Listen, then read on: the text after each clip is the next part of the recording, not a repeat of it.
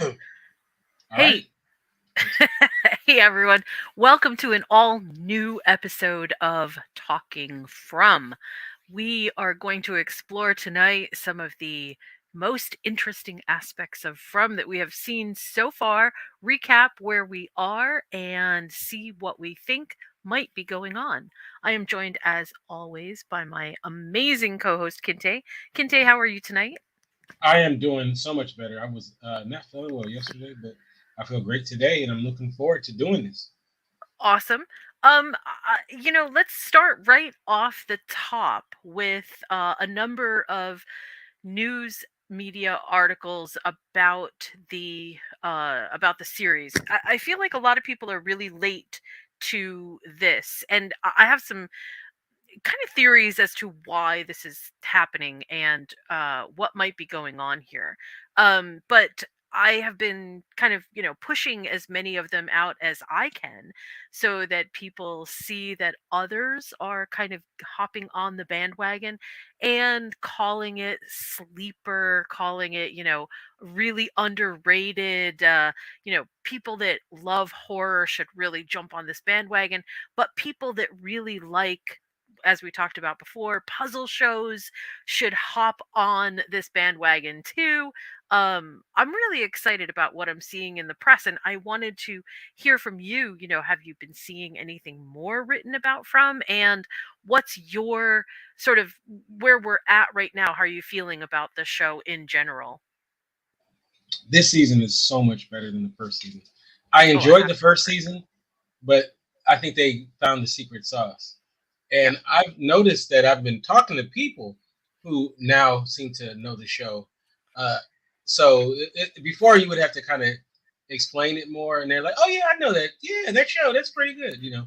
A lot of people found it after the first season and binge watched it. So I feel like more people are watching it now. I don't know what the numbers are. I haven't looked, but it seems like it's yeah. And the press has been pretty good for it. So, I subscribe to DirecTV, and the other day, last month I think it was, I got an ad in my DirecTV for an MGM Plus, which is where it's now on.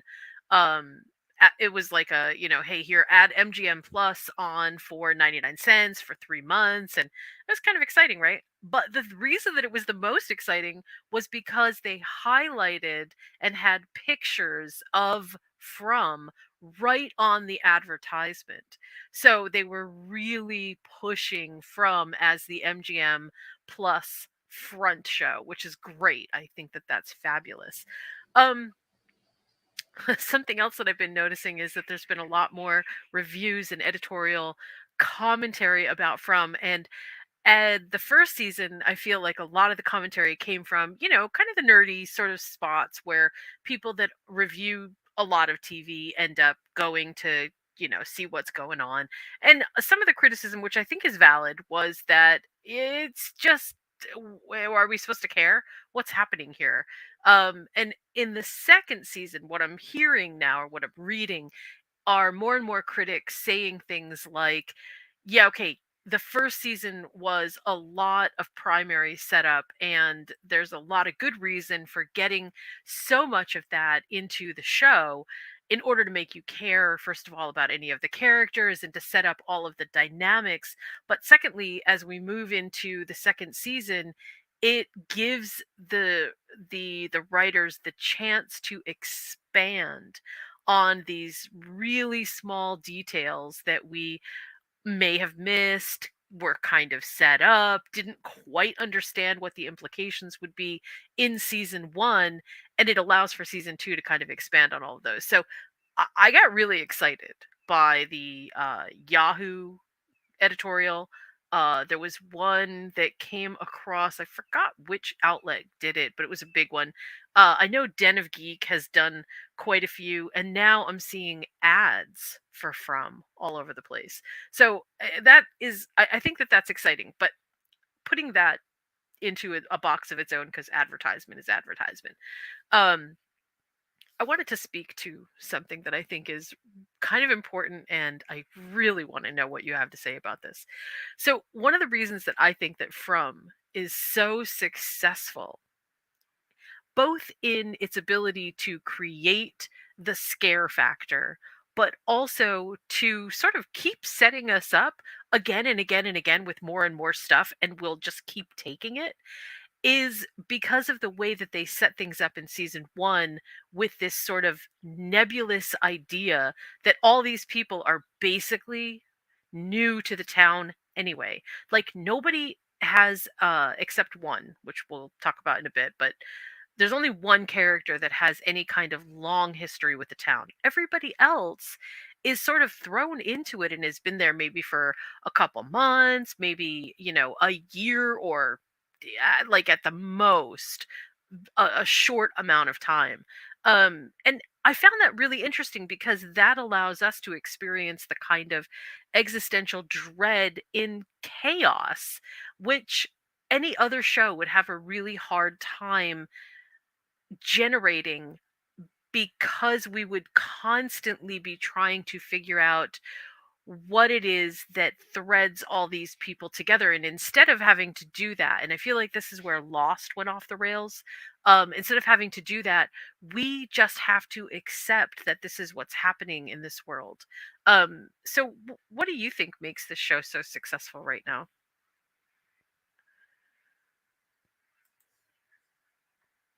Did I lose you, Kinte? Yeah, Oh, there sorry we about that. Sorry about that. What I think makes this show successful is that what they've established in the first season, which I was a critic of, to a certain degree, and what they've been able to do in this second season is have everything off and running, you know, and sorry, I had something caught in my throat. To have I think it's more streamlined. The episodes, I feel like they focus. It's more focused. Hmm. I'm still, wanting to know more, but I think it's healthy though the way that it is. I noticed that the storytelling from season 1 to season 2, and I don't know if this is intentional or if they, sort of brought on new writers or have like a more critical eye toward this, but I noticed that the episodes have more beginning, middle, and end feeling to them. Yes, Whereas in the first season, it felt like nebulous, like it meandered. was just one long story. Right. Yeah, did you It's feel kind of that too? meandered. Yeah, it felt Yeah. like it more like meandered.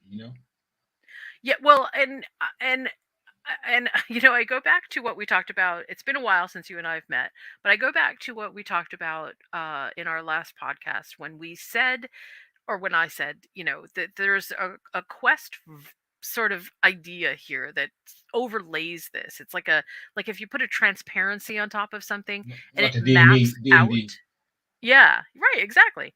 But it's even like if you have Google Maps and you don't know where you're going, but then you lay a kind of filter on top, and then you map out where you're going, right? You can really see the route, even though when you look at the map without that line, you have no idea where you're going.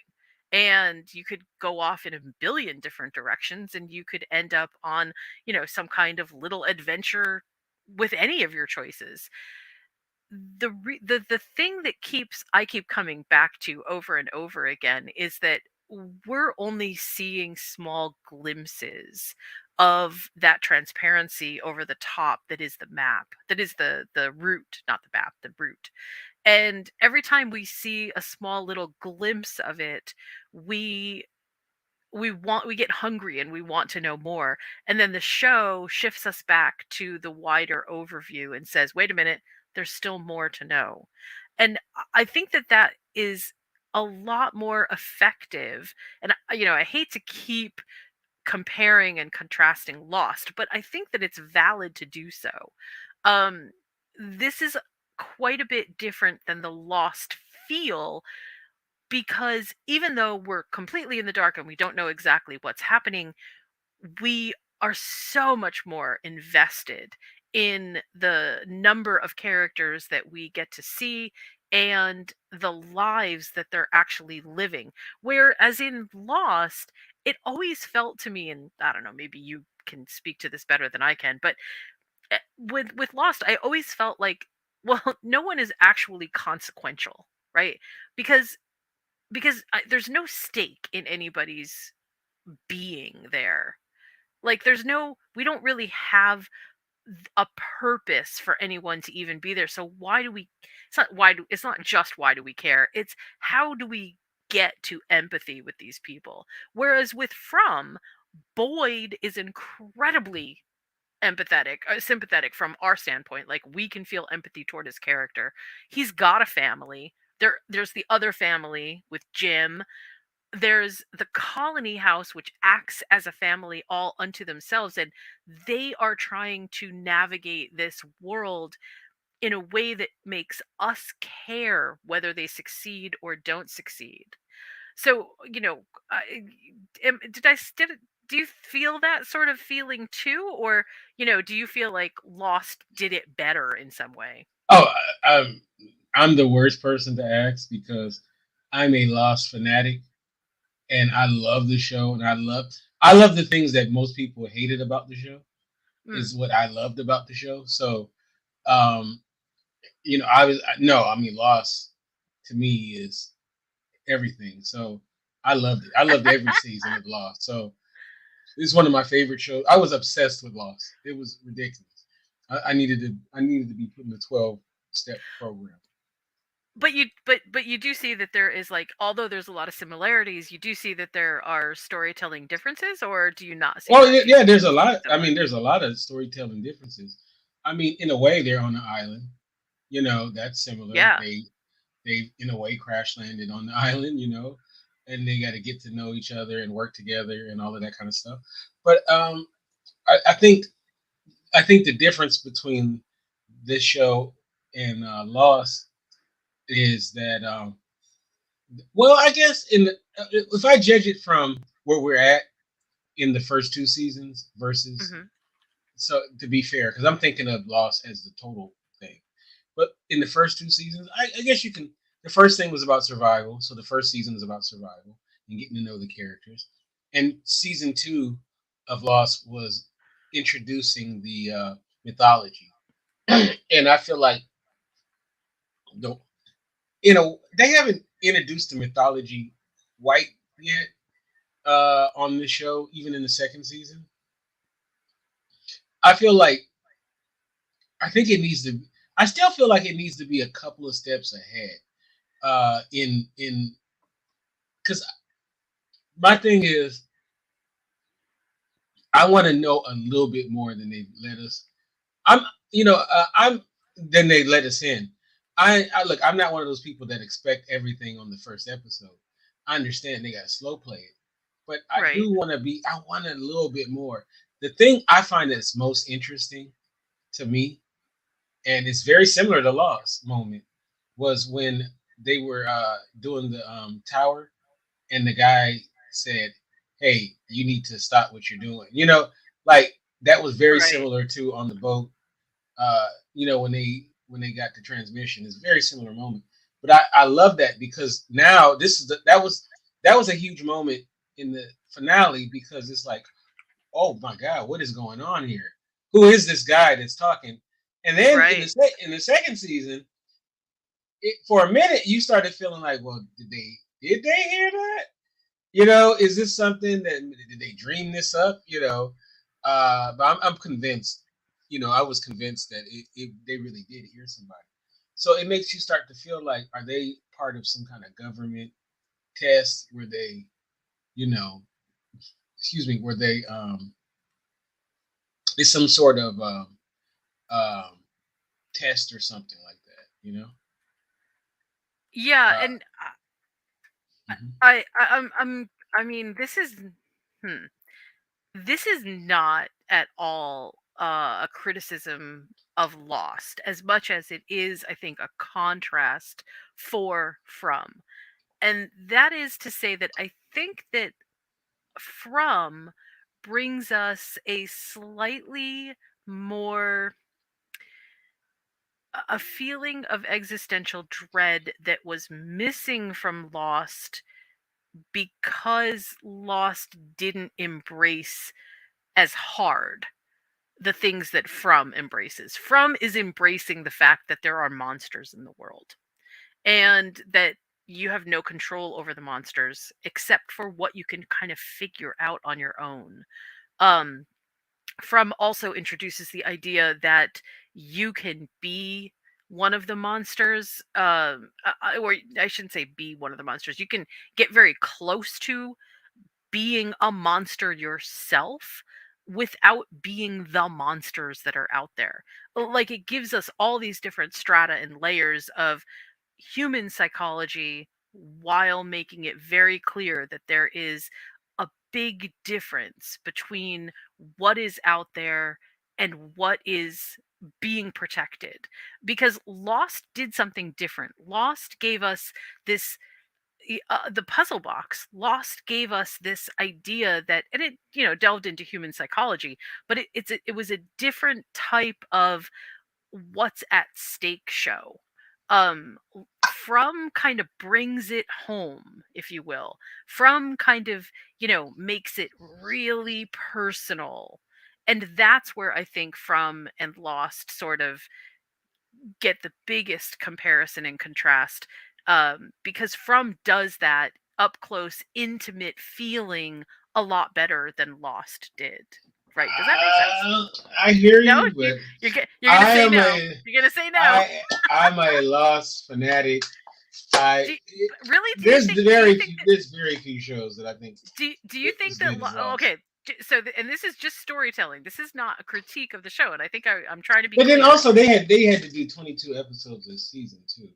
So Yes, that is super true, but and it has nothing to do with the quality of the show here. I'm just right. saying that I don't feel like the parade of characters in Lost is in any way, shape, or form the feeling that we get from, because in From we have an intimate group of characters and we are necessarily episode by episode invested in them. That's all I was saying. Well, I don't know, man. Jen, Sun, Hurley, Ben. You have, of course, the Great Lock. I mean, those are classic, iconic characters that Kate, you know, Sawyer. I mean, come on, they have tons of great characters in the show, including Harold Perrineau himself, Michael. Yeah, yeah, yeah. So, I mean, so okay, so let's talk about a theory here. So, it's always dangerous to do, okay. but I spent a little bit of time on some Reddit boards. Oh, Yeah. Oh boy, what a Alice in Wonderland deep hole those can be. But some fans have some really interesting ideas, and one of them is that there is a Lost From tie. One of oh them wow. is that From is an almost extension of From, because it's the place where Purgatory basically gets its ideas for scaring people. Oh wow. That's I thought that was interesting. Yeah, I thought it was kind of interesting, but it doesn't explain a lot. I mean, it's a nice That's sort of like, somebody overthinking. oh yeah, here's some touch points and maybe this, maybe that. But I want to get to one that I can't even find a Reddit thread for yet, and I feel like it's so in your face that it's got to be something, right? The multiple myriad references to life is but a dream. Right, which is scaring me because I'm like, no, please don't. Yeah, I think we all recognize that, no, this isn't going to be a, okay, well, the town wakes up from a dream, and no, I don't think that that's what's going to happen. But I do think that this really could be something to think about in terms of what is manipulating the thoughts and the practices here. What's happening? Uh, and I'll tell you where I kind of like come down on some of these sort of ideas, right? Well, let me get your opinion first. So tell me what you think about the trees moving, because that has come up numerous times. I mean, we could chase down a million different things that are happening, but let's concentrate on the repetitive things that we know either do mean something or obviously from a visual and a writing standpoint we're getting bombarded with cues about. So what do you think about the trees moving? Sorry about that. I, that's one of those weird things about this show. The trees moving. It makes you wonder, like, where are they? Where are they really? Are they on this planet? Are they in some giant petri dish? You know, Hmm. I'm not. I have.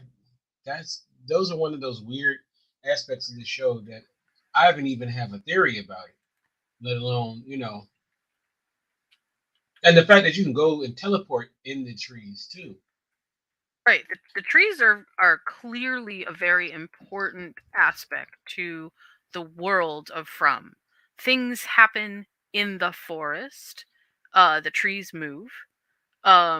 There's the hollows, the teleportation kind of things, and then the other maybe big aspect is that they act as almost a natural barrier, so you can't get past the trees. But every time that they do, they seem to keep coming back to the town, which is and then there's one other thing, and that is something that we heard early on, which is everybody sees the tree. So the moment that you are going to basically enter into the From space, you have seen the tree. You were in a car, you were someplace, you saw the tree that fell, and then you saw the birds above. I'm going to get to the birds in a second. So obviously the trees have something to do with this, but the question I think personally is, what does that mean? What significance could that possibly have? And I am hard pressed to figure this out. I don't know. I'm as clueless as you are when it comes to that.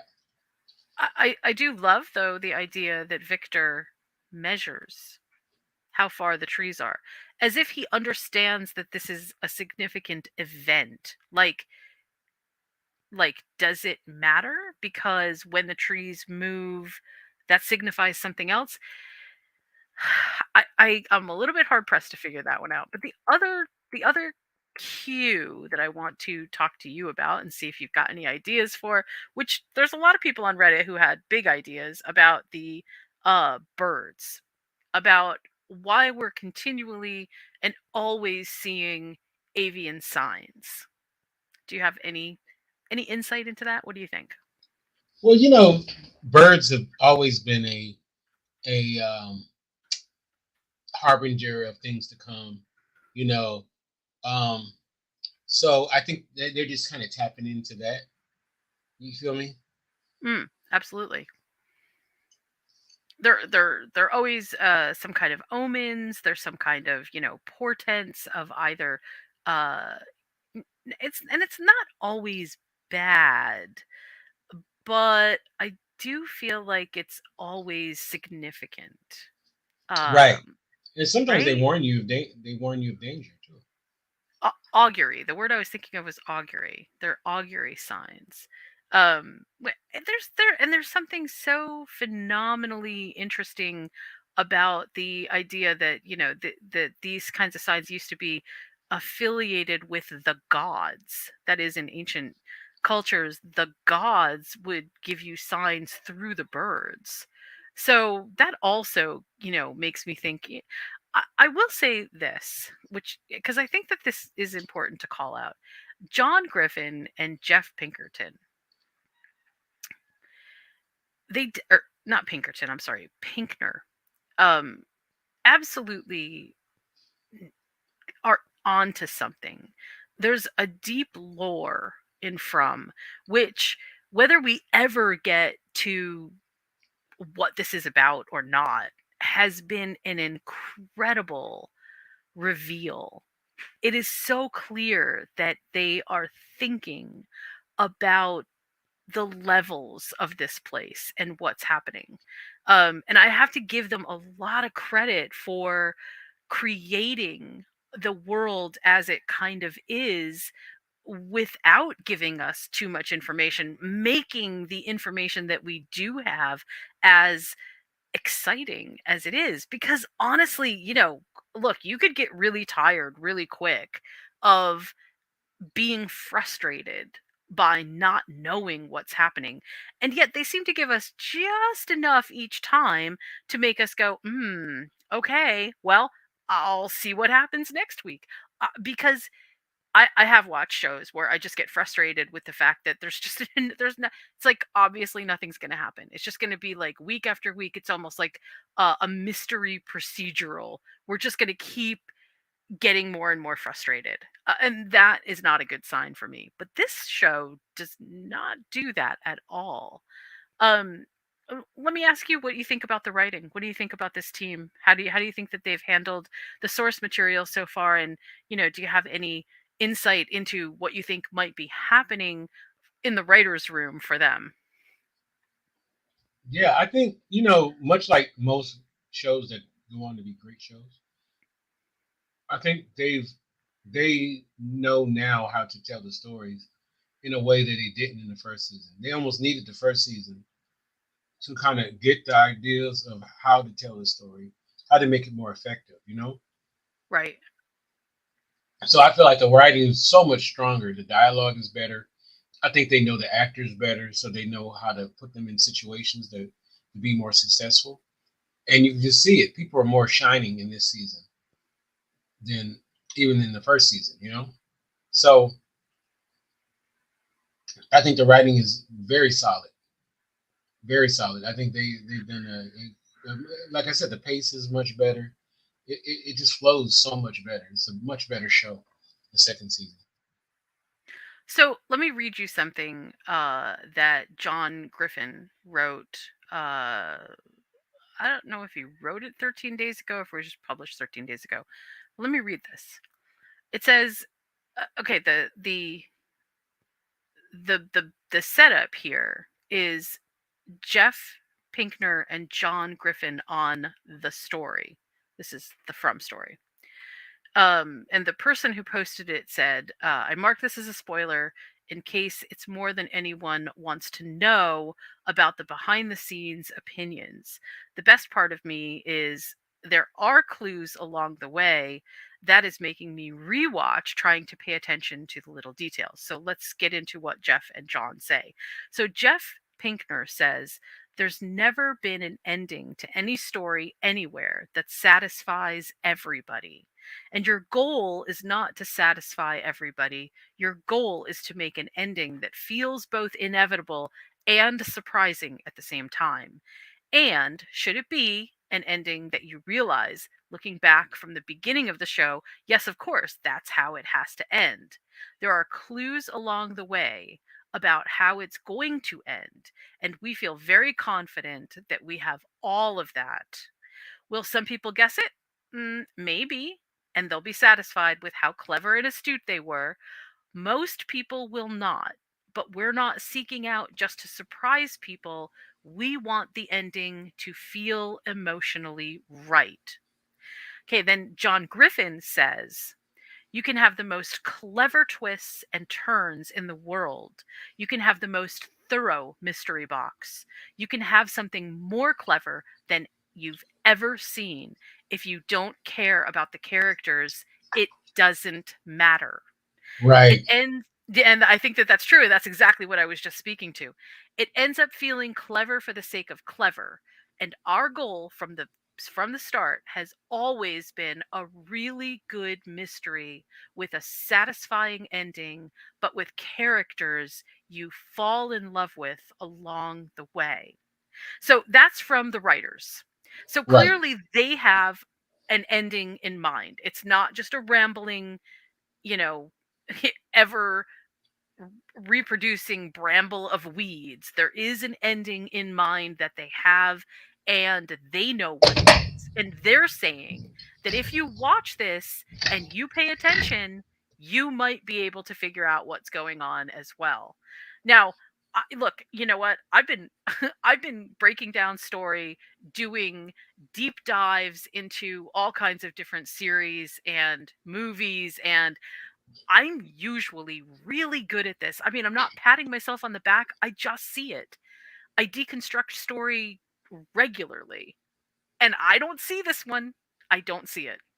So either they are really clever and this is really good, Mhm. or I've really lost a step. But I mean, the people that I've talked to about From, they don't see it either. So what did you think about that? About their take on on the story and the ending for them?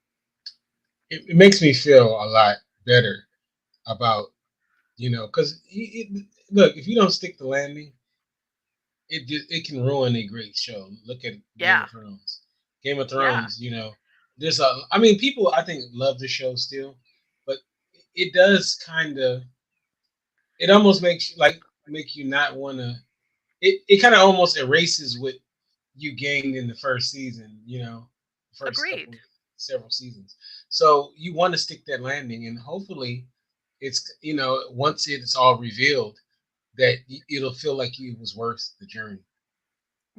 Right, right. I will say that I'm very encouraged by this sort of profound understanding from 30,000 miles out from the story ending, that they see the ending, that they are very aware of where the story is supposed to go. And that even if we feel like we are lost in the weeds and we can't see where we're going, that that is an intentional aspect of the storytelling. And it does actually make me feel so much more confident in watching the show, because I recognize that, okay, it's not that I've got to think harder about the story, it's that I have to enjoy what they're presenting, understanding that no, this isn't just a, let's throw this in, let's throw that in, let's throw this in. There are real conscious efforts to making the story all fit together. That's really awesome. I love that. So I thought that was important to share. I just wanted to make sure that we Yeah, got that thank out you. to I, people. I hadn't seen that, so thank you. This is what happens when you hop on Reddit. A lot of times you'll find like the most consequential stuff in really the most strange places. So it was very interesting. I won't get into all the theories that are going on Reddit, because some of them are absolutely ridiculous and some of them make a lot of sense, but I feel like it's way, way, way out there. But I did want to call attention to one quick thing, which I have sometimes forgotten myself, and that is that the show's classification is science fiction horror. And Hmm. I feel like we need to remember that, because the aspect of science fiction brings with it all kinds of interesting connotations, which I don't feel are that should be lost on us as the viewers, right? We should definitely embrace the fact that as science fiction, that genre carries with it a lot of weight and a lot of um interesting ideas that could go along with it. I mean, they could have classified this as simply horror, or they could have classified it as horror mystery, or they didn't. They chose to put science fiction in there for a reason. Mm. So that, I think, needs to, we need to keep that in the forefront of our brain sometimes as we're trying to puzzle together what might be going on. Let's see. All right. Wow. So Mm. any last thoughts on this part? Because then I want to kind of get into where our characters are and what they're doing and what's been happening up to today. There's a new episode of From out, but we're not going to talk about that one. But we are going to talk about everything that's happened sort of up to this point that we haven't discussed in our past podcast. So, is there anything else before I close out this portion No, let's of our talk? let's get right into it. Okay. Okay, so I think maybe a really good place to start is we know that Boyd has been really struggling with these little worms underneath his arm, and thinking that he's hallucinating, believing that he is sort of like losing touch with reality in a lot of ways. And I wanted to kind of get your opinion on the journey so far with Boyd and where you think he is as of the last episode that we just watched, which was uh the the ballet episode. What the heck? Why can't I remember the name? Pastu. Pastu. So Mhm. what do you think about Boyd's journey so far? Um, honestly, uh, definitely was surprising, and I was like, because he already got Parkinson's, right?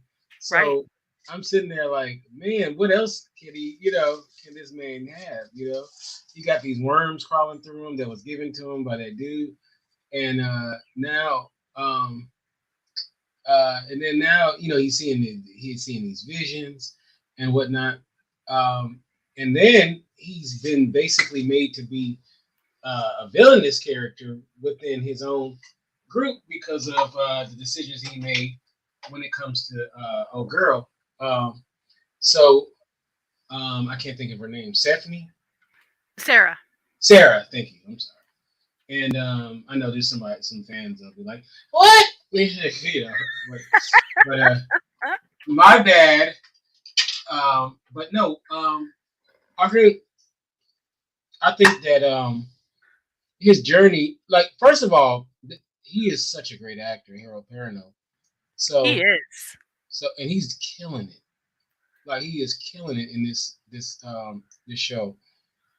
I'm so glad that he has this vehicle because he's been one of our talented actors for so long. But Right. but going back to it, um, I think I really am interested to see where it's going to all play out. When it comes to his journey, the hero's journey that he's on. It's interesting to me that and I'll speak to this past episode, which was the Pasta Do episode, which I I, I Great, feel like great last 20 minutes yeah, on it the was a episode. it Excellent. it Oh really my God. stuck. It When you he know went this outside, oh my God. I'm like, I'm figuring nothing's going to happen to him because he's a star. But I'm like, dude, what are you doing? You know, So, I mean, to some degree, Boyd does have main character syndrome, meaning that, look, we probably think in a similar way to Jim that they're probably not going to die. But I never count that out in a show like this because because honestly, y- I don't think that that is, and we've already seen this happen with Father Kotri, where Father Kotri died, but Father Kotri still makes appearances in the show, and to me, there's something interesting about and I had just how called that. Remember that? that keep yes, and I was gonna say, in the next episode, we haven't done an episode for a bit, but I was gonna say in the next episode that that you asked for more Father Kotri, and ta-da, fish what you wish, you got more Father Kotri. Yeah. Um It's like they were listening to me. yeah, but last year they were listening to you in the future. They were like, yeah, you know what Kinte's gonna say? We need more Father Kotri. Yeah. I wanted to just point out that pasta do, which I'm not pronouncing correct, I'm not French, but is basically a ballet duet. Okay, and the ballet duet that it is sort of the most famous for, or the most famous in, is Sleeping Beauty. Okay, now this is not a part of anybody's Reddit thread, and it's not a, thing out there on the internet. I just wanted to point that out because I am obsessed with this idea that somehow we are dealing with dreamers. There's that part. But the pasta do is the dance between two ballet partners is really interesting because in that episode what we see with Boyd is that he keeps seeing this music box and it has a ballet dancer in it. And I think the direct idea here is that he is a part of this dance, whether he is willing or not. That the ballet dancer on the music box is simply setting the time, the tempo, the melody, but it's Boyd that is basically doing the actions. And I did find that very interesting. There's also the other part with Boyd where he continues, you're right, he goes through these cycles of being hero and less than hero. He was hero to Kenny, and then Kenny found out what he did with Sarah, and then he became the anti-hero again, go be your own savior, get your own six. Um and then again, he redeemed himself, or at least showed Kenny that he has something bigger going on by walking out and confronting the monsters. And we're going to talk about that last part because that seems huge. But before we get there, let's just keep with the main characters experiencing these really intense things. We know that they can't all be crazy. Okay, we don't know that, but I would assume they can't all be crazy. And just if we can kind of think critically about who the characters, what they're seeing. Okay, so Jim isn't necessarily seeing a lot that we think is different, right? But his wife certainly is. She's seeing the two twins, or the two little girls, I don't know if they're twins, the two little girls, and when she sees them, crazy things begin to happen. She also sees the structure which she saw in the underground cavern as Victor was leading her through. And then there's the scene at the cave where it seemed as if something really horrible was happening, and it ended up not being anything. That is a really similar path to what Boyd is going through, and we know that she has not been diagnosed with Parkinson's. There is nothing wrong with her. So, what is happening there? So, what are your insights into that? What do you think about? I have no idea, What do you think honestly. about her seeing the little kids? Well, I think that I mean, I guess they kind of talked about like how different people on the, I'm about to say the island. My bad. Different Different people people in the town, in the town, they the town affects them in different ways, right?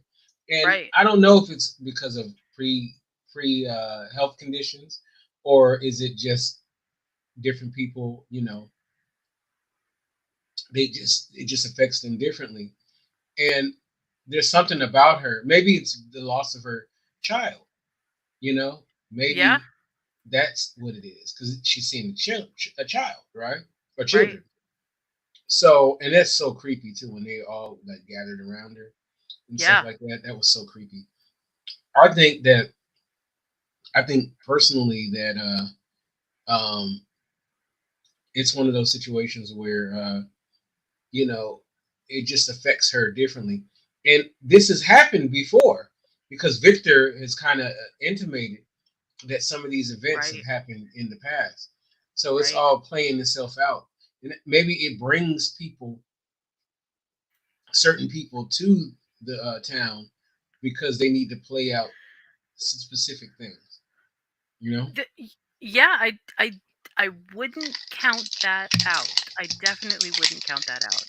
Um, I, I, w- I would, I would hope that we're not seeing anything from anybody's vantage point that isn't real to the character, because I think that that's not a good trick to use. But we'll see what happens with that.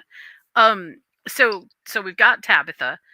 And we know that somehow, look, Tabitha's the only one that sees the kids that we know of. But Ethan has seen the little boy, and Victor has seen the little boy. So I mean, my feeling is that they're setting Ethan up to be Victor.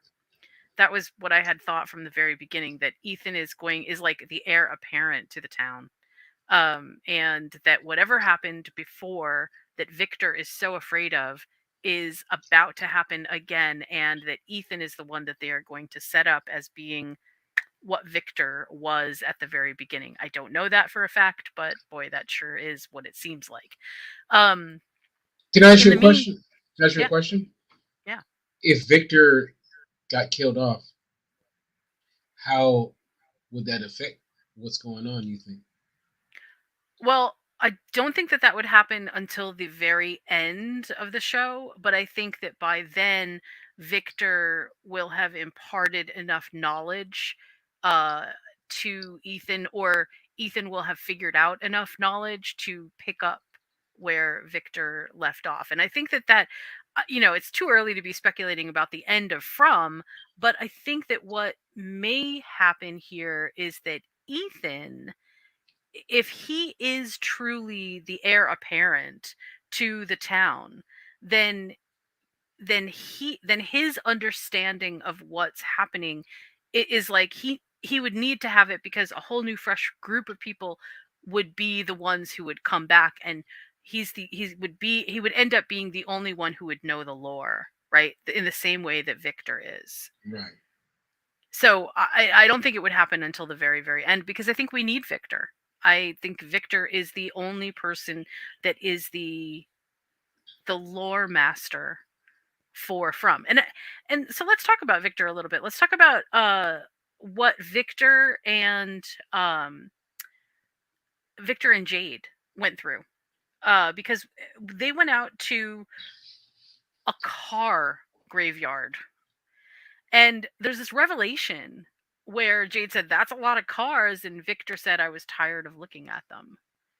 Yeah, that's So right. Victor moved a lot of cars out to this, like, parking lot, basically. I mean, there's so many cars.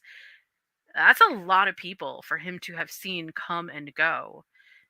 And he climbs up on his own station wagon, that station wagon that we see, or that car that we see in the Polaroid picture at the we've seen it a couple times. We saw it at the diner, and then we see that Jade refers to it. And there's some really interesting revelations that go on there. But one of the biggest is that Victor is just a little scared kid. Right. You know, he is. I mean, he's damaged beyond. I don't mean this in a bad way. I mean, but I mean, he has obviously been through the deepest of the deepest traumas in this place, and But he, but let me ask you this though: do you yeah, think that he really wants to leave the town at this point? That's all he I knows. don't know. Yes, I honestly don't know. I don't know what he thinks that he would do, or where he would go, or yeah, I think that that's a really good question. What would be his motivation for leaving? Well, no, you know what? I walk that back completely. A life that is so precariously set atop the number of horrors that have to be witnessed almost daily in this place would be, I think, motivation enough to want to leave, whether you had any certainty of a life outside the town or not.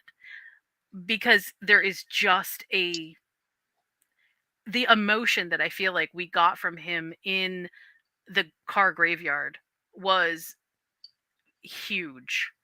Like, he has suffered. And I think that suffering would actually encourage you to want to figure out how to leave. But I also think, that might not be a primary motivation for Victor at all. But I do think it is for Jade. I mean, Jade is like, I need to leave yesterday. And I don't think Victor understands that from Jade.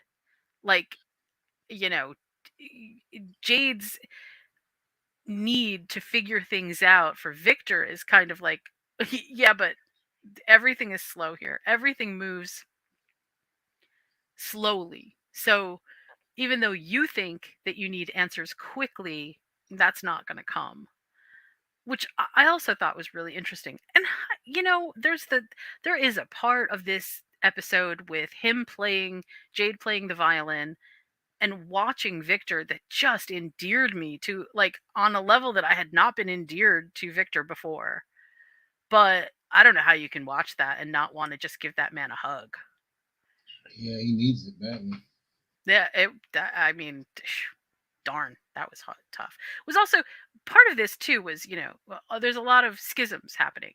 There's a schism between Victor and Ethan right now, which is painful because clearly uh Ethan feels let down, rejected clearly by Victor. And Victor, I don't think really Victor's ideas are very straight and linear. Well, maybe not linear isn't really the right word, but they're right in front of him at all times.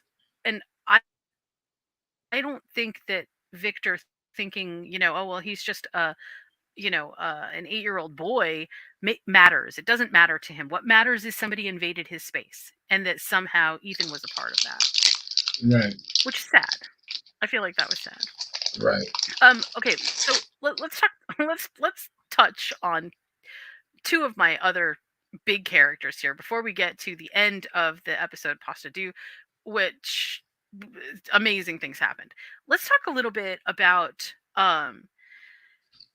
okay, let's talk a little bit about Christy first, because I think Christy is experiencing something that I feel pretty sure we have not quite grappled with yet, which is she does have a very strong feeling of protection in a similar way to Boyd, right? About Mhm. protecting the town. Would you say that that's true? Oh yeah, definitely. And and despite the fact that her girlfriend comes back and sort of gives her the opportunity to maybe try to go back to a life that she had once before, that's not what happens. The moment that she finds out that she's been at all, touched by, okay, well, I was heading to rehab, but no, this is totally going to fix everything. Christy immediately like steps into, I don't know, fierce mother lion role and becomes absolutely obsessed with safeguarding the drugs and making sure that there's no, because her first thought is the rest of the town. Her first thought isn't about just her And girlfriend. she's seen that this play out before with her. Yeah, yeah.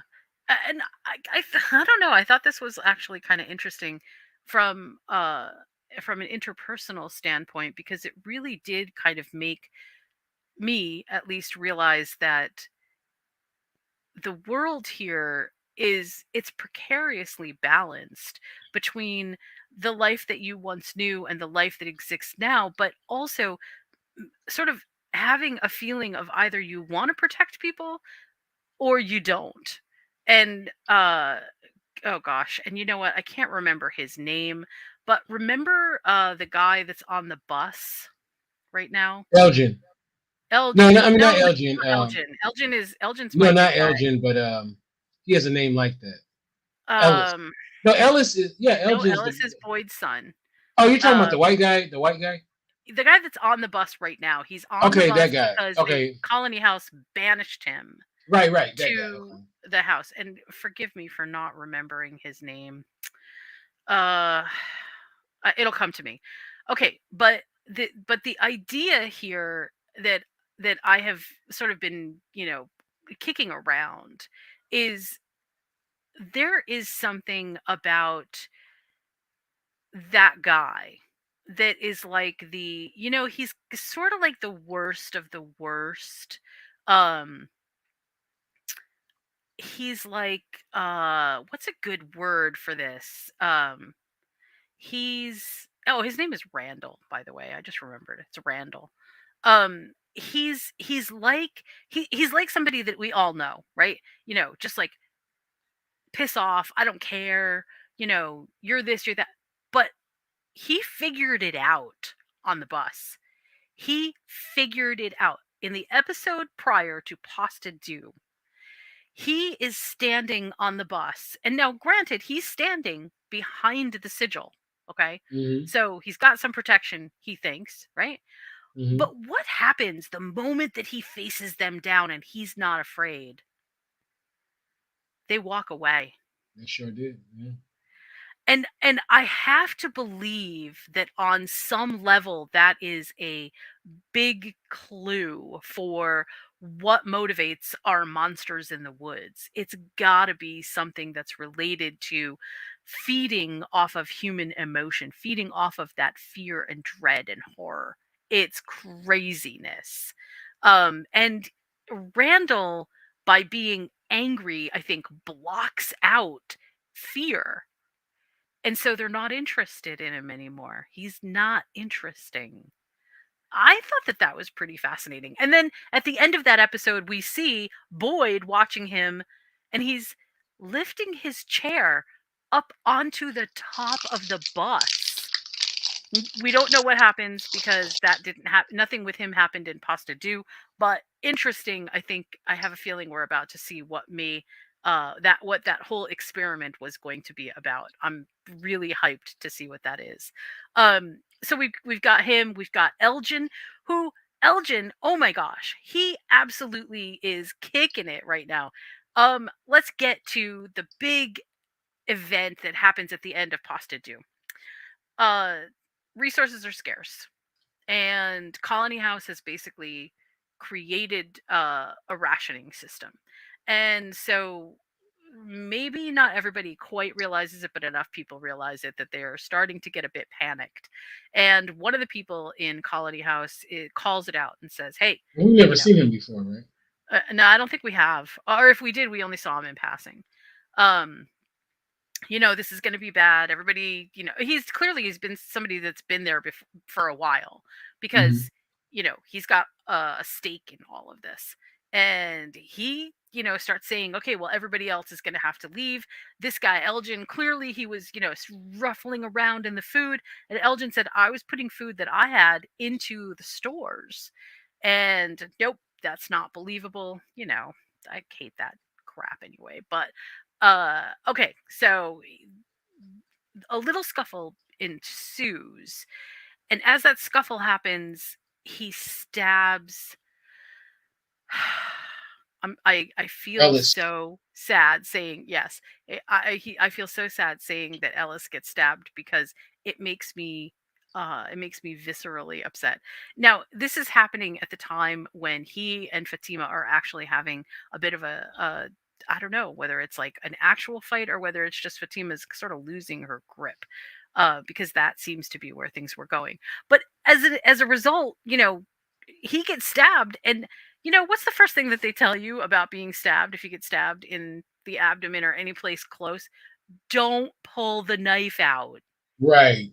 You nutballs, what are you doing? But anyway, they pull the knife out, and of course it's, gushing, bleeding everywhere, and they have to figure out how to get him um to the clinic where he can get some kind of treatment. Okay. So, what does Elgin do? Elgin springs into action and absolutely crushes it by creating a divergence, or a diverse version, by getting into the van and then driving it up to the entrance, being able to drive panicked to the clinic. Oh my god, I'm telling you, he made it. I felt like he was a hero in this episode. What do you Oh my think? God, big time hero. Yeah, Big time hero. absolutely. Yeah, no, he was great.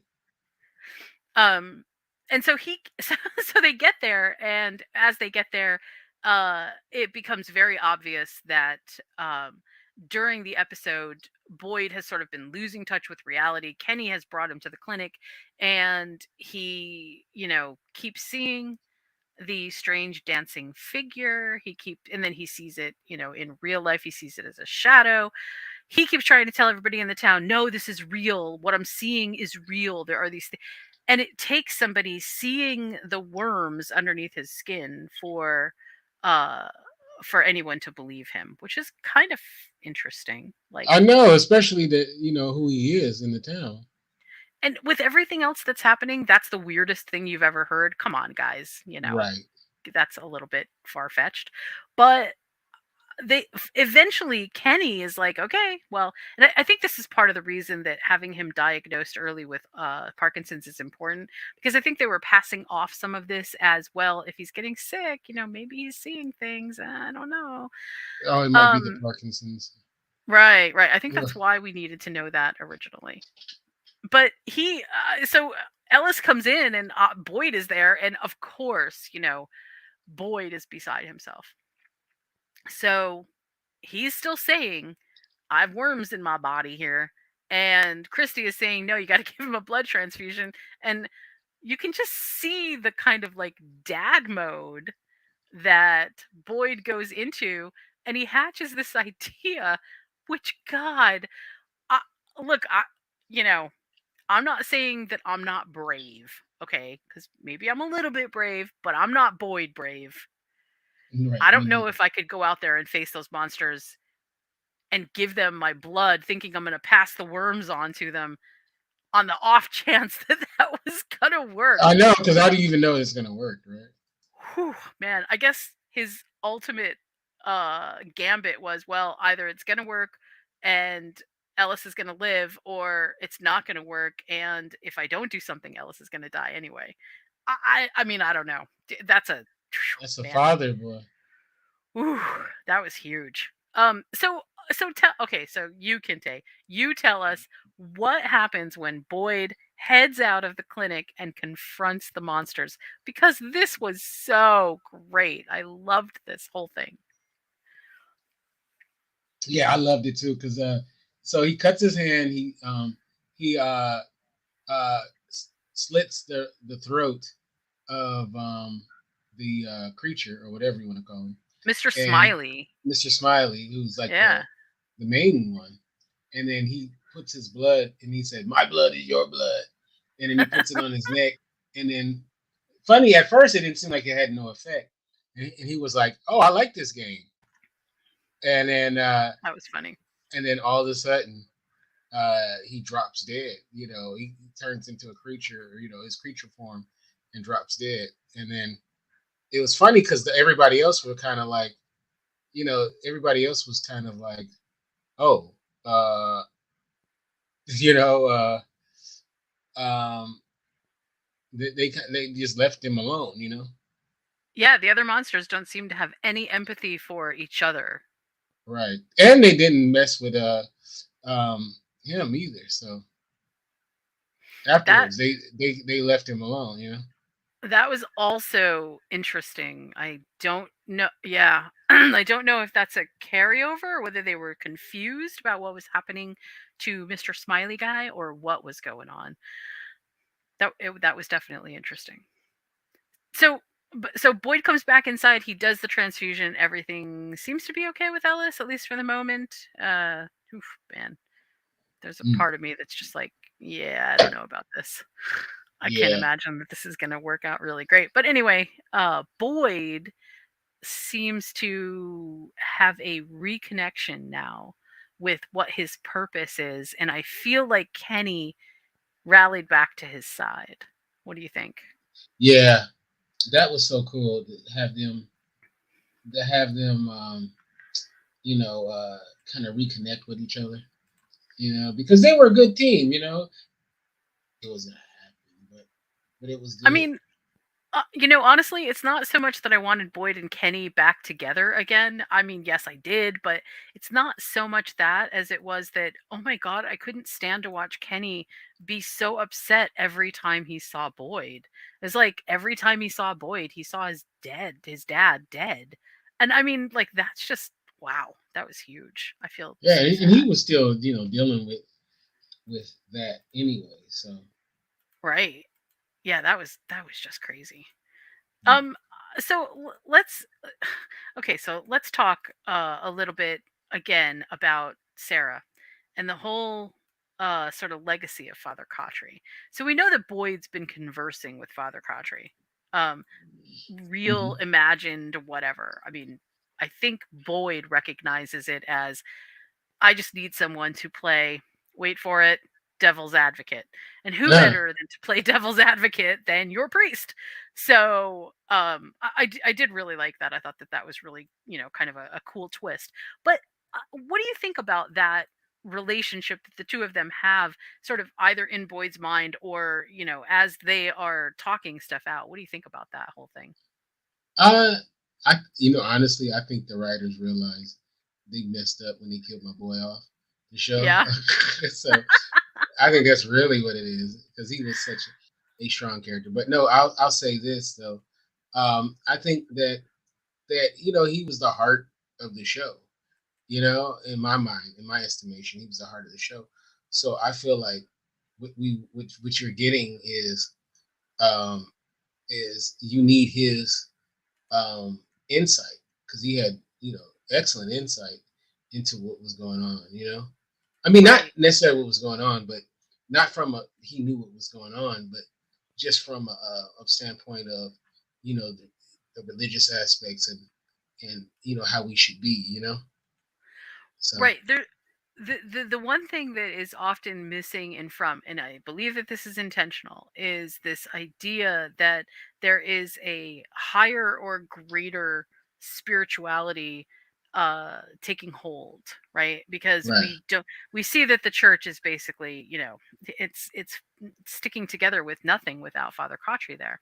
right, Um, so there are no sort of saviors, if you will, except for Boyd, hmm and to some degree, maybe Kenny. But I also think that part of this season is elevating some of the characters into those positions of everybody can be a hero, because each one of our characters has had a chance to shine and sort of become the hero of the moment, which is pretty amazing. That oh, not very very many shows get to do that. right. No, I love it. Um, what did you think also, just if I can get kind of a quick take on Sarah herself. Uh what man, this is really tough because it's hard as the experiencer, right? It's hard for me to look at the character of Sarah and not think, yeah, you kind of deserve some of this. But at the same time, I also am like, well, if I'm not blaming the rest of the town for what the monsters are doing and creating in their heads, how can I blame Sarah? She's got like marks getting written on her arm. She's seeing like the worst of the worst. And somehow she has this like voicey whisper thing that she says that she has heard, and it's hard for me to like see that and then see the way that the town treats her, because I feel like that kind of flies in the face of the experience that they're all having, right? You know what I'm saying? Yeah, but they don't know that they don't really know what she's going through too, though. To That's be true. fair to the town, I mean, she knows what she sees and all of that, and it's hard. How Right. do you even communicate that to everybody? Yeah, well, and I guess the fact that Boyd has been so secretive about Sarah, because right after Sarah was supposed to have disappeared, then when she comes back, I think the thing that the town does know is that Christy is responsible for Kenny's dad's death. Right. Everybody knows that now. So that, and they also know that she tried to kill Ethan.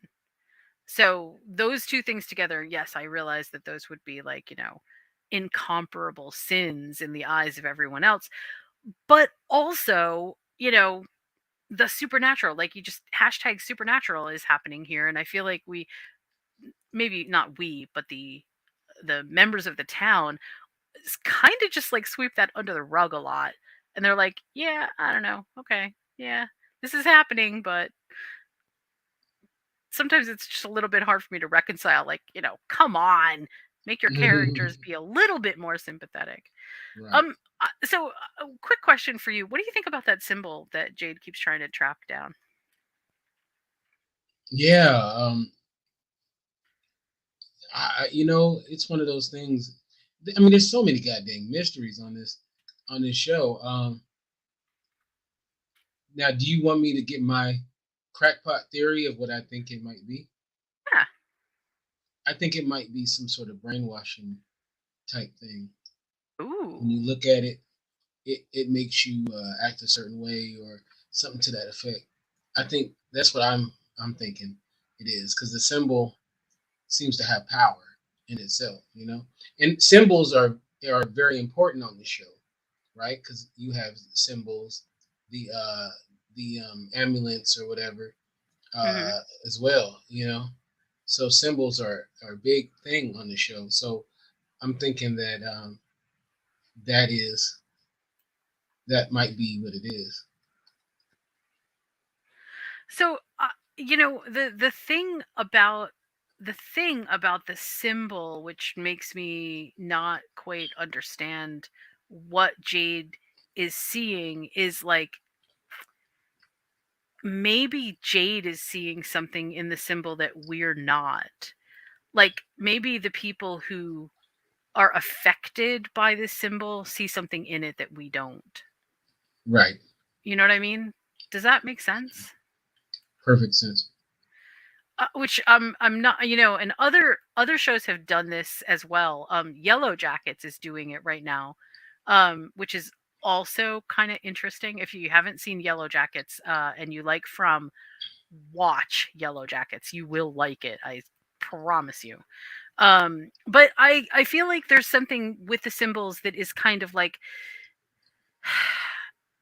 whoever sees them and is affected by them, like basically it just becomes a thing where they have to keep drawing them over and over and over again, right? Because Jade makes the symbols out of those bottles in the bar, Yeah. and it's like it's becoming more and more of an irrational obsession with him, and it kind of makes me think that like there's something about the symbol that's trying to communicate, if you will, not sentiently, but like the symbol means something that he just can't figure out. Not that it's, oh well, I'm seeing this everywhere, therefore everybody, because I don't think everybody else does see it, No. No, right? not Does at that all. make Yeah. sense? Yeah. No. No. Only he seems to be the one that's focused on. I find this, I don't know, I like it. I think, okay, hot take, I think the reason Hmm. that I like all these little side quests is because all the side quests let us experience who these characters are and why we should care about them. Um, Whereas if we were just concentrating on one central thematic mystery, one central thematic piece of the puzzle at a Hmm. time, we wouldn't get to know the characters as intimately as we do. But by branching off into all these little side quests and creating this existential terror for all of them in all these different ways, for Kenny, it's about the death of his dad. For Boyd, it's about confronting both the monsters, protecting the town and protecting his son, keeping his family together in some way. For uh, for Jade, it's about the symbols. For Tabitha, it is absolutely about her family, but then also this crazy mystery with the structure and the kids. And like each time we get into these little side quests, we learn something more intimate about the characters, and it makes us want to know more about them. And it's kind of, I think, raises the stakes for how we feel about them when they are in peril. So we Mm. don't want them to be in danger, and we start feeling more protective of them. I think that's actually, I think that's the way to explain it. But I don't know if that works for everybody, but for me, it definitely makes me feel more sympathetic to all the characters. Yeah. Um, so from what I understand, right, there are 10 episodes in this season, which is Hmm. great. I'm just going to give you the titles for the next couple episodes. So Okay. today's episode is titled Belly of the Beast. Sounds interesting. Hmm. And we know that their titles mean something. I mean, they Hmm. do, and I love that. And if you are a Joseph Campbell fan like I am, being in the belly of the beast is the Jonah story. So that could be super interesting because being swallowed by the whale is one of those ultimate tests of your heroic nature. So that could be interesting. But more interesting than that is the title of the next episode, which is episode 8, Hmm. Forest for the Trees. So the Mm. saying goes, you miss the forest for the trees. Mm, Okay. that could be interesting because we did just talk about the trees. Number 9 is Ball of Magic Fire. And I have to believe that Ball of Magic Fire is absolutely a reference to our questing idea, the D&D structure, the RPG structure, where the Ball of Magic Fire is basically your it's a lifeline of defense. So that could be super interesting. And then the last episode is titled Once Upon a Time question mark. Hmm. That could be, I don't know what that's about, but the fact that it's a question mark obviously has some significance. So those are the titles that we have to come. I can't wait to see Belly of the Beast today. Um, Yeah, actually, when we hung up, I'm gonna watch it. Nice. I will. I want to close with one thing that I think might be a bit.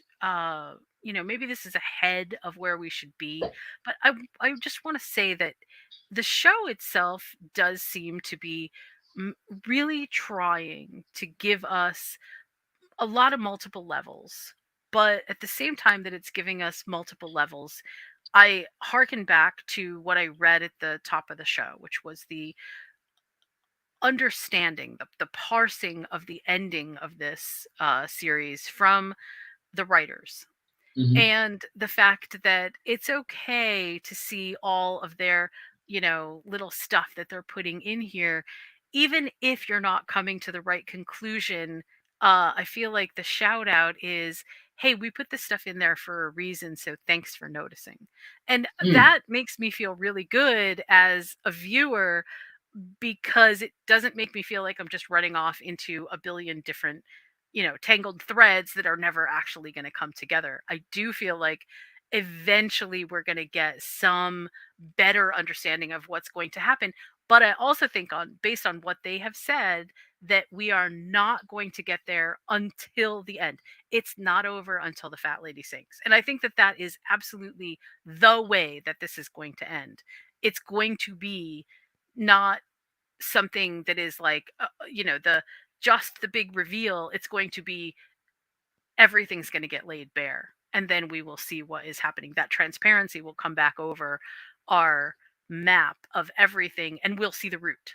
And I think that that is going to be exciting. So I am really excited for the rest of the season. I'm really happy that, as we are just a little bit halfway through, that so much has happened and that we're still getting people interested and involved and becoming fans. And, if you are brave and you want to take a look, boy, go over and see what people are talking about on Reddit in terms of fan theories and character ideas. And there's stuff about the symbols, there's stuff about the protections, there's stuff about all kinds of different cult ideas. I mean, there's a lot of great stuff.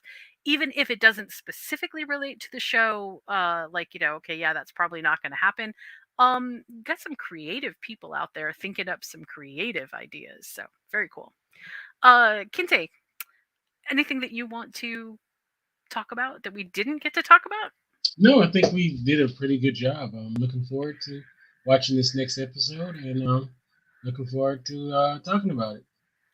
I know we didn't really get to talk too much, which I think maybe on our next episode we can. But I would really like to talk about what's happening at Colony House and sort of the ending of Pasta Due with Ethan and I'm having a moment. With Ethan and Victor. uh no, no, Ethan. Um, oh Oh, it's gosh, that and Sarah.